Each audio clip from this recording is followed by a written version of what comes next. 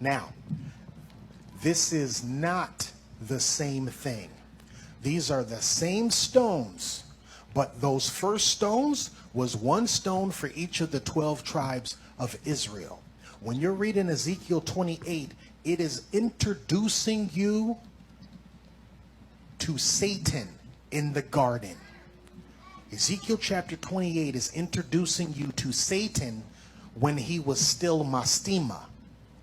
Satan, Hasatan, is Hebrew. It means the adversary. That's not his name. That's his title.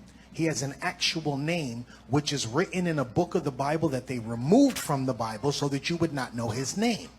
His name is Mastema. Okay.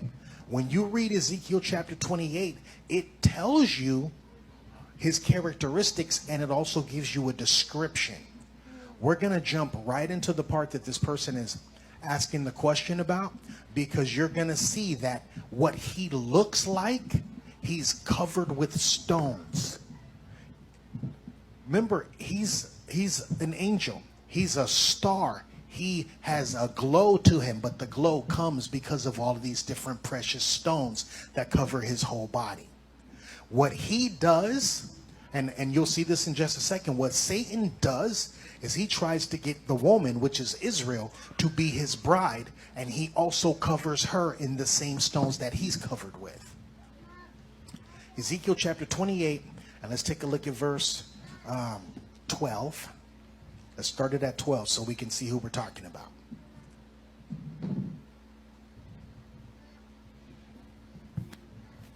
Son of man, take up lamentation upon the king of Tyrus. Pause right there. Who are we talking about? The king of Tyrus. He's not talking about the physical king of Tyrus. He's talking about the angel which rules over the king of Tyrus. Let me prove that. Jump backwards to verse 1 and 2. Ezekiel 28 verse 1. Go ahead, somebody. The word of the Lord came again unto me, saying, Son of man, say unto the prince of Tyrus, thus the Lord God, Keep going. because thine heart is lifted up, and thou hast said, I am a God. What does he say he is? A God. Okay, now, the prince of Tyrus is the offspring of the king of Tyrus. So this prince of Tyrus is actually a man. Let's view him as the Antichrist. He's the image of the beast. The king of Tyrus is Mastema. Okay? Because remember, Satan is copycatting everything that the Most High does.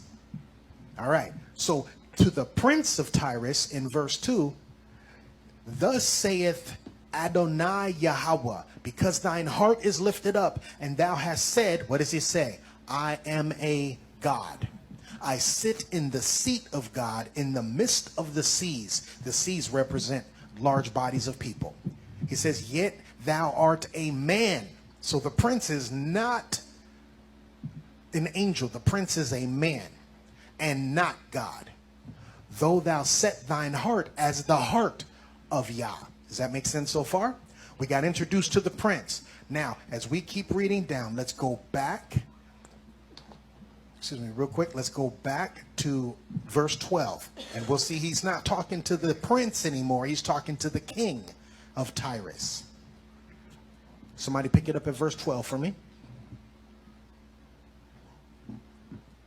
Son of man, take up a lamentation upon the king of Tyrus, and say unto him, Thus saith Adonai Yahweh, Thou sealest up the sum of wisdom, and Thou sealest up the sum. the sum full of wisdom, You're full of wisdom.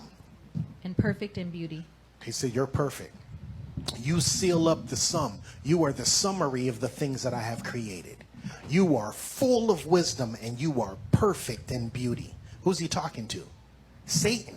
Satan was, well, let's just keep going. You'll see it. In verse 3, is that when he starts switching it over? No.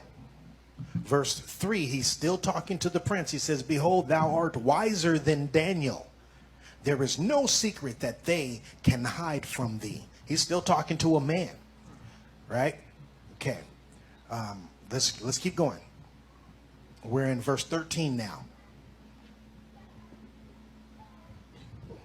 Thou hast been in Eden, the garden of Elohim. Okay, so who's been in Edom? Think, who was there? Adam, Eve, and the serpent. He wasn't even called Satan back then. He was called the serpent. It was still Mastema at that point. Okay? Nobody else was in the garden. You guys know it. But Yahweh Shai was in the garden. Most High was in the garden. No other man was there. So this is talking about Satan. Keep going. Every precious stone was thy covering of sardius, topaz, and the diamond, the beryl, the onyx, and the jasper, the sapphire, the emerald, and the carbuncle, and gold. Pause right there. Gold is not a precious stone. It's the metal. So it is related to it's the setting of it. Okay, go ahead. This is what he means when he said, you seal up the sum. You are the summary of this thing. Go ahead. The workmanship of thy tabrets. What's a tabret?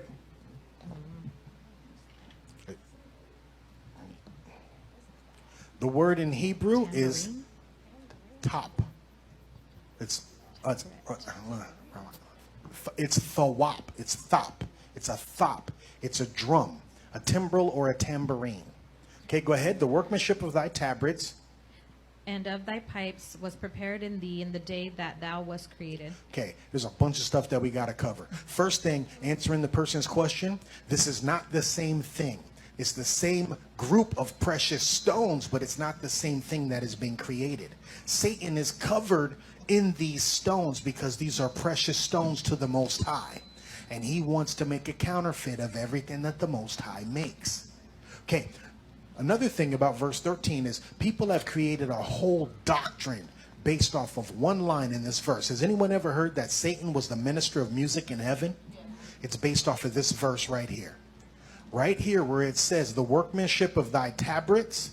Workmanship in some versions is musicianship. Tabrets is a drum, it's a tambourine. And of thy pipes. They think that the pipes is his windpipe, his ability to sing. They made a whole doctrine saying that he was the minister of music in heaven off of what it says right there in that verse. And that is not what it's talking about. When it says tabrets, it's talking about praise because that's what we use. Like when we have, if I grab a tambourine, or if this drum, it would actually be called a thawap, a thop, a drum. The ability to make a rhythm is on the drum. So that's the word that's used here. And of thy pipes. Any of the women here have on a wedding ring? A wedding ring? Your wedding ring is set in a pipe and you have a stone in it, don't you? That pipe is a piece of metal. It's usually gold. And that's what is being referred to here. The workmanship of thy tabrets and of thy pipes was prepared in thee in the day that thou wast created. You were set in gold and covered with stones in the day that you were created. That's what it's saying. It's not talking about his windpipes and his ability to sing. Everybody got that part so far? Hold your finger down on the word pipes. Tell me which one of these words sounds like a windpipe or the ability to sing. The word is nakab, and it is a bezel for a gem. A groove, socket, hole, cavity, setting. Everybody sees that, right? Satan is covered in precious stones, and the pipes are prepared for him in the day that he was created. All right, so the answer to that question is no, those are not the same things. That's the reason why the stones are not in the same order. Let us move to the next one.